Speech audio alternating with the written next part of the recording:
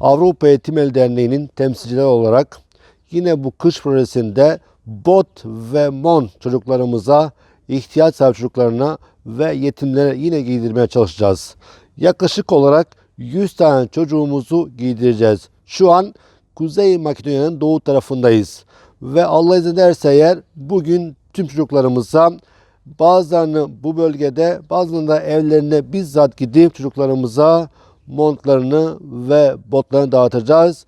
Ve bizlere buradan olarak Avrupa Eğitim Derneği'nin yardım yapanlar, Avrupa Derneği'ne destek bulunanlara teşekkür ederiz inşallah. Bizden çok selamlar. Esselamun Aleyküm.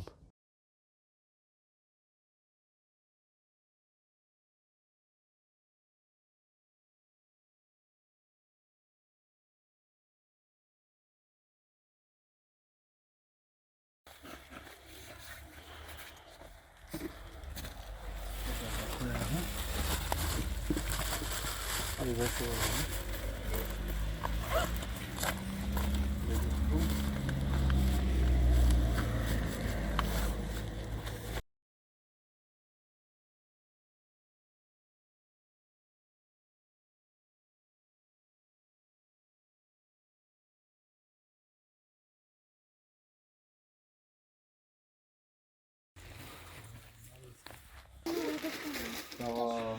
Haydi inşallah. Haydi Allah. Yağmur tam bir paltonu. Hocam. Hayır. Korkma lan.